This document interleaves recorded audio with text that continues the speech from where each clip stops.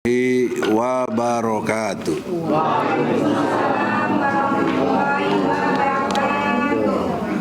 Alhamdulillahirabbil alamin arrahmanir rahim maliki yaumiddin. Asyhadu an la ilaha illallah wa asyhadu anna Muhammadar Rasulullah.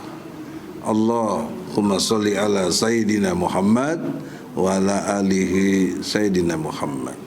Ya arhamar rahimin, irhamna, irhamna, irhamna ya jal jalali wal ikram. Assalamualaikum warahmatullahi wabarakatuh. Waalaikumsalam warahmatullahi wabarakatuh. Takbir. Allahu Akbar. Saudara-saudara, sebagaimana biasa postulat berfikir saya diawali dengan Al-Quran. Insyaallah tolong Adinda Rahmat surat 59 Al-Hasyr ayatnya 18. Ini nih.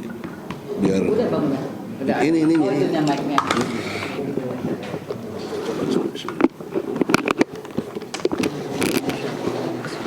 Ini supaya jangan tinggal ayat Quran. A'udzubillahi minasyaitonirrajim. Bismillahirrahmanirrahim. Ya ayyuhalladzina amanu taqullaha watanzur nafsun ma qaddamat liqodibi wattaqullaha innallaha khabirum bima ta'malun. Artinya, wahai orang-orang yang beriman, bertakwalah kepada Allah dan hendaklah setiap orang memperhatikan apa yang telah diperbuatannya untuk hari esok akhirat, dan bertakwalah kepada Allah, sungguh Allah maha teliti terhadap apa yang kamu kerjakan. Shadaqallahul azim. Jadi dalam perspektif ilmu tauhid ada 3 bagian penting di situ. Pertama, bertakwa kepada Allah. Yang kedua, perhatikan apa yang telah, bukan akan loh. Apa yang telah kamu lakukan untuk hari esok. Dalam hal ini perspektif akhirat. Yang ketiganya, ingat Allah maha teliti, maha cermat, maha mengetahui segala sesuatu. 3 postulat berpikir ini kalau dijadikan paradigmanya dalam berpikir, sangatlah baik untuk kita mengevaluasi diri masing-masing. Karena ini perintahnya masing-masing. DHL, apa yang sudah kau kerjakan? Muslim, apa yang sudah kau kerjakan? Ibu Kurnia, apa yang sudah kau kerjakan? Rijal Fadilah, Ibu Wati, Ibu Yulia Dokter, Ibu Mary, Rahmat, Rustam, pribadi semua yang ada di sini. Apa yang kalian telah kerjakan? Nah, mengacu kepada cerita semua tadi itu, ternyata yang dikerjakan mereka kezoliman gitu loh. Itu logika terbalik yang saya ingin bangun. Yang mereka kerjakan adalah kejahatan. Hingga tercatat oleh OCCRP, Organization Crime loh, ada crime-nya. Organized Crime and Corruption Reporting Project. Jadi ada korupsinya, ada kejahatannya gitu loh. Yang luar biasa, yang sangat dahsyat. Belum pemilu saja udah 800-an orang mati coba tahun 2019. Ketika sudah selesai demo ke Bawaslu, ada anak SMP juga sampai 9 orang mati diantaranya. Kita semua di penjara. Ya, belum lagi KM 50. Dahsyat sekali kejahatannya. Belum lagi Kang Juruan.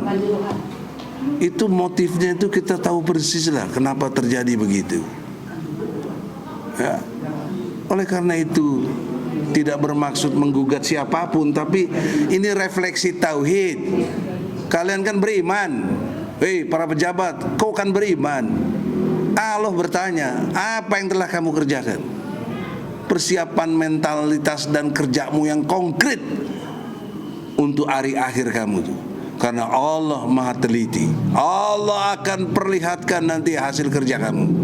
Contoh nanti surat 9 ayat 105. Allah akan viralkan apa yang kamu kerjakan. Allah lihat lagi banyak ayat-ayat yang berkait dengan pertanggungjawaban akhirat. Maka oleh karena itu, posisi TPUA sekedar mengingatkan. Kita bukan jagoan, kita bukan macam-macam, kita punya ilmu hukum yang mampu memprediksi dan sudah dibuktikan, bukan sekedar prediksi, di pengadilan 3 kali kita. 1 Pengadilan Negeri Jakarta Pusat, 2 ke Solo pidananya, 3 ke Jakarta Pusat lagi. Semuanya kita dikalahkan dalam arti tanda kutip karena kita tidak punya kekuasaan. Kalau pakai pendekatan ilmu, nggak ada sekukung ujung kuku ilmu yang kita sampaikan. Termasuk tuh si Otto tuh, man sampai hari ini nggak berani jawab tantangan saya. Kok waktu di pengadilan bilang ada ijazah Jokowi? Semua dengar, betul Bu dia? Betul. Dengar semua bilang. Ah, lu mana sekarang tuh? Ijazahnya Jokowi itu yang asli itu mana? Nah, itu kan malu kok jadi wakil menteri sekarang, menteri HAM lagi kau. Kok injak-injak HAM kita lagi? Hanya karena kau pengen duit, pengen jabatan. Wah, ini penistaan luar biasa pada dirimu sendiri. Nanti Allah akan lihatkan apa yang kamu kerjakan itu. Nah, kalau tanya kita, memang belum banyak yang kita kerjakan. Karena kita tidak punya otoritas. Kita hanya punya keilmuan, menggugat. Kalau kita punya ilmu dan punya kekuasaan, hari ini pun saya udah penjarain Jokowi itu.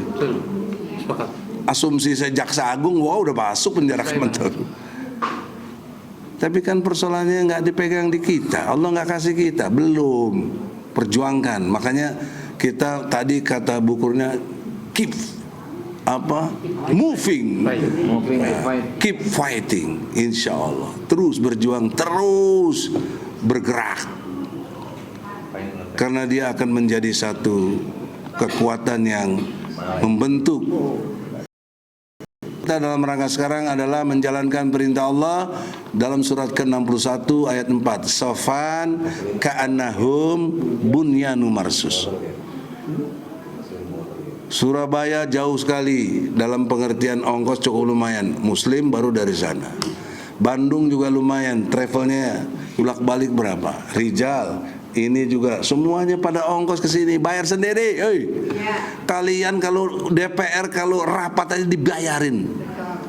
Celana dalam kalian dibayarin semua juga. Dibayarin. Apa? Pipis dibayarin. Apa? Nyumbang pipis dibayarin. Nyumbang pipis saya dibayarin.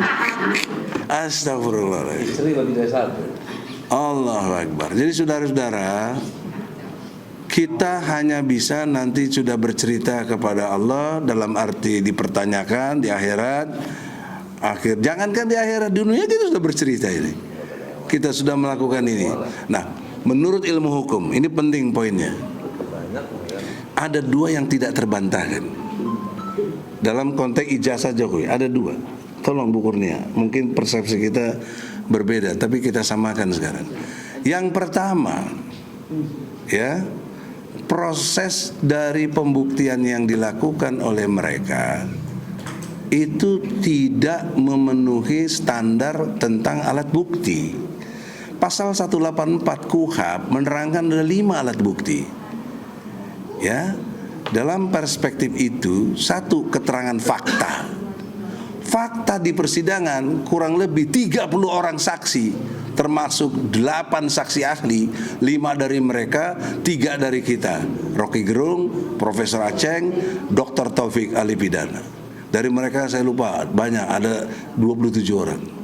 Saksinya 5 yang ahli, yang saksi fakta ada 22. Dan jangan lupa, masyarakat belum paham bahwa ijazah Jokowi itu tidak cuma UGM, SD, SMP, SMA, itu semuanya nggak ada catatannya.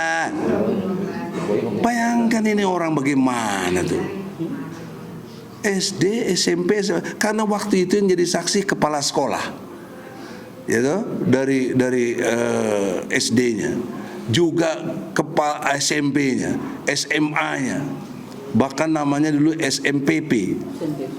Itu nggak ada yang bisa melihat. Teman sekelasnya, biasanya kan kita teman nih dengan, lu gimana ijazah lu, bagus nggak? Lihat. Ini nggak ada yang pernah lihat, satu pun nggak ada yang pernah lihat. Tapi legalisir bisa. Tapi bisa dilegalisir. Ini kan sangat menyimpang sekali dari ini. Itu saya buktikan langsung, bukan katanya, di depan persidangan, di depan muka hakim. Saya panggil jaksa, jaksa, buktikan. Kalau kau punya asli, kau buktikan. Dia datang ke ini, kau pikir asli kan, deg-degan juga nih kalau asli, kita keok aja nih. Nggak taunya fotokopi dan dilegalisir. Wah, saya nanya lagi, kalau dilegalisir mestinya ada yang asli dong, kan mengkonfirmasi ini. Ya nggak ada bang, ini saya dapat gini dari polisi. Ya. Menurut ilmu hukum itu jatuhnya nggak bisa langsung ke pengadilan. P19 balikin lagi dong jaksa, woi, ke polisi balikin, belum menjadi alat bukti untuk bisa di persidangan. Kok dipaksakan? Penjara dulu bang, urusan belakangan gitu. Dan sementara klien kita sudah di penjara, coba. Ya, di bawah tanah lagi, di Mabes Polri. Awal-awal susah sekali besuknya gitu. Jadi gimana kita mau cari alat bukti dan lain sebagainya. Itulah makanya yang pertama saya cabut. Ya, jadi bukan ada apa-apa, orang udah nuju macam-macam. Saya sebenarnya apa istilahnya, attack, serangan balik aja. Ya, jadi nanti jadi 0-0 baru saya bikin lagi gugatan. Nah, ternyata pembuktiannya benar dan ini udah saya podcastkan di mana-mana. Dibantu diskusi dengan Ahmad Yani, Ketua Masyumi, pernah di Komisi 3, dibantu oleh Refli Harun, ahli tata negara, dibantu oleh Bambang Wijoyanto. Ada di podcast itu 2 tahun lalu. Ya. Jadi oleh karena itu saudara, poin pertama itu tidak mencukupi alat bukti tapi dipaksakan.